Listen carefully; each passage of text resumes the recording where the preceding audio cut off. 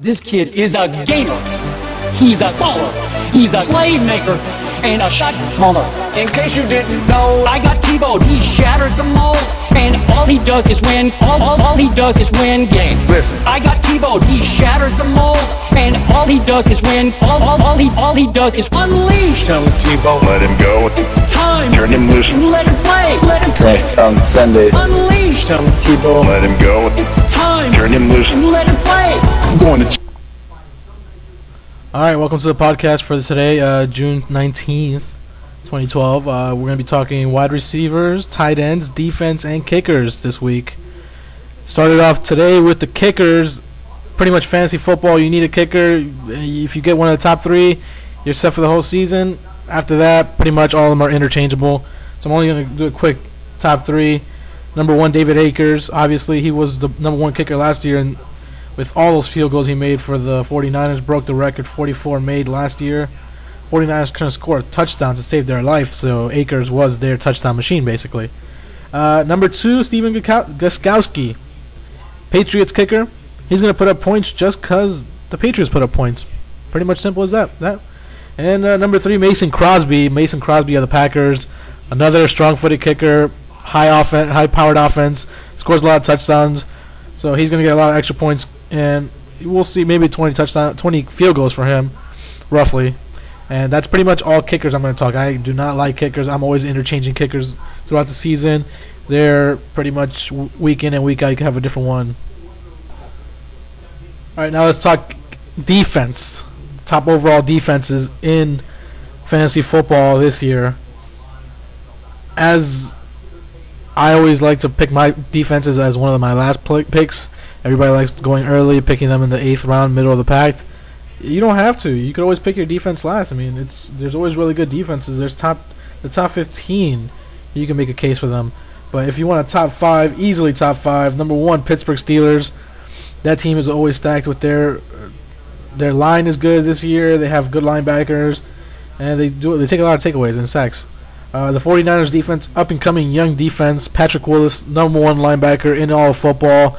Carlos Rogers, one of the best corners, and they have a really good pass rush also. And Harbaugh loves blitzing, so that's going to be a really good defense this year, especially in the NFC West. At number 3, I got the Green Bay Packers. Down season for them. They had a lot of interceptions, though, but the sacks were down. Clay Matthews didn't play as well. But now that he has Nick Perry across the way from him, and A.J. Hawk pretty healthy, Charles Woodson, Tramon Williams, they're going to be pretty good this year. They're going to have a really good season. At number 4, I have the New York Giants.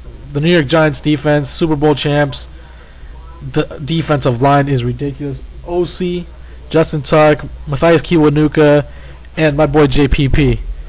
I mean, they're going to be really good. And then they're getting Terrell Thomas back, so Terrell Thomas will help that secondary a lot with intro roll back there and Corey Webster. And at number 5, I have the Baltimore Ravens.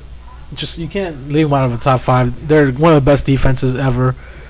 Ray Lewis, Ed Reed, those are the top 2 players. They should be Hall of Famers easily when they retire. And Haloti Ngata is a physical monster. He is the heaviest player, they say, in the National Football League. But he is the most athletic player also. He plays all the positions in the line, and he is a machine. So that's my top 5 defenses for fantasy football.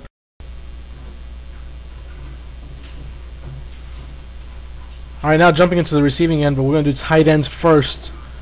Tight ends last year, if you had either one of these 2 guys, you were on fire, with number 1 being the Gronk, Rob Gronkowski, Tom Brady's favorite receiver, 28 touchdowns in 2 seasons. The Gronk is amazing.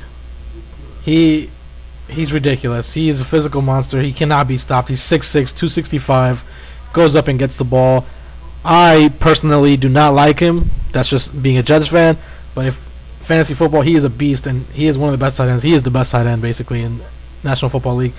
Number 2, Jimmy Graham. Jimmy Graham was on nobody's radar last year. He was a sleeper. I took him in most of my drafts. In the main league, I didn't take him because I kind of wandered off of him. But that was a mistake. 6'6", 260, former basketball players at the U. He went up and caught 99 balls last year, 1,300 yards, and 11 touchdowns. That's ridiculous. Not only that, I mean, he did have the number one quarterback throwing to him in Drew Brees, but still, Jimmy Graham is a matchup nightmare. He's ridiculous. He's really good. He's going to put up numbers for the rest of his career, I think. He's going to be one of the best tight ends in the NFL for years to come. At number 3, I flip-flop with this one, but I'm going to go with Jermichael Finley just because of his quarterback. Come on, you have Aaron Rodgers throwing to you. He's gonna put up numbers. The only thing is Aaron Rodgers has a different favorite wide receiver every week. Last year I had him on my team. There was weeks that he would go with 0 points, no catches, no touch, nothing, and he'd go off for a 4 touchdown game, 3 touchdown game. He's a hot and cold kind of guy, you know, but he's pretty young, so you know hopefully him and Aaron Rodgers get that connection going on this year. At number 4, one of my favorite players, Brandon Pettigrew, came out of Oklahoma State. He's on that Lions young offense, and they like to throw the ball. Stafford throwing the ball around over 5,000 yards last year. He had a great season, 777, 5 touchdowns. The touchdowns should go up just because Calvin Johnson's going to be double teamed a lot more this year. But I see him blowing up, maybe even 100 receptions this year for Brandon Pettigrew. Watch out for that. And my number 5 is Antonio Gates. Antonio Gates is one of the most consistent tight ends in football. He puts up numbers every year. Only when he's injured is when he has down seasons. But look at his 2009. He had over 1,000 yards receiving, 79 catches. I mean, he is a monster. Hopefully he comes back from those injuries that have been plaguing him, basically. 2 sleepers for this year. One of my favorites, Greg Olsen from the Panthers, with Cam Newton throwing the ball a lot more, and especially because Steve Smith is the main focal point of that offense. He will be double teamed. Greg Olsen should get some balls thrown his way. He should put up more numbers and more touchdowns this year, especially with Cam Newton, his second year in that offense. And the youngest player that I could think of, and one of the most athletic guys that I've seen coming out of college, Colby Fleener. He is 6'6", 247. Runs a 4.5, and he's gonna be the main receiver that Andrew Luck's gonna throw to. Come on, Andrew Luck had 3 years with him. He's gonna put up numbers. Last year in Stanford, he had 667 yards receiving and 10 touchdowns as a tight end. You can just imagine how much he's gonna do in the NFL once Andrew Luck gets the rhythm going. So if like a dynasty league, if you want to keep a player, Colby Fleener is somebody to look at, especially with the tight end position being so thin right now. You could interchange a lot of tight ends if you don't have the top 3. And now to talk the most important position in PPR Fantasy Football League, the wide receiver. Last year, since the passing numbers were up, a lot of wide receivers had huge numbers. It's going to be the same probably this year, I think. Offenses are just pretty much becoming pass first. So if you have any of these wide receivers, I'm going to do a top 10 easily. Number 1, Calvin Johnson. Megatron, 1,600, almost 1,700 yards receiving, 16 touchdowns, 96 receptions. He won a lot of people their leagues. He is on the cover of Madden. Madden curse is there, but we'll see how that works out. But he is a physical beast. He goes up there and catches the ball, has one of the best verticals. He's 6'5". Megatron, number 1 wide receiver, regardless of what anybody says. At number 2, I have Greg Jennings. I like Greg Jennings out of Western Michigan. He puts up numbers. He's a good catcher, but downside is, like I said, with Jermichael Finley and anybody that plays for the Packers, they have different. Aaron Rodgers has a different favorite receiver every week, so he's not going to be. He's going to be consistent week in and week out, but his numbers went down last year because of Jordy Nelson. But he should have a bounce back year. He should have a better season coming up. And number 3, Wes Welker. Wes Welker, PPR monster. For the last 5 years, 4 out of the last 5 years, he has put up over 100 receptions. Last year, 1,500 yards receiving, 122 catches. That right there is 122 points just with catches. Wes Welker is Tom Brady's favorite receiver. He will be for the next couple years if he gets paid. Hopefully he does get paid. I hate the Patriots, but hey, Wes Welker, fantasy football monster. At number 4, I have Larry Fitzgerald. best hands in the league. And now that he has Michael Floyd across from him, he's not going to get double teamed as much because Floyd is a good player also. And he's going to get his catches. So Larry Fitzgerald, hopefully Kevin Kolb or Skeleton could throw the ball a little bit better to him. At number 5, I have my favorite player, Hakeem Nicks from the New York Giants. Only downside for Hakeem Nicks, broken foot this year. He's already started off pretty bad. He puts up pretty good numbers because Eli's throwing the ball. But we'll see if he even starts this year. But he's one of my favorite players, number 5, coming into the season. At 6, I have Roddy White. Roddy White has put up back-to-back 100 reception seasons, 18 touchdowns back-to-back for 2 years.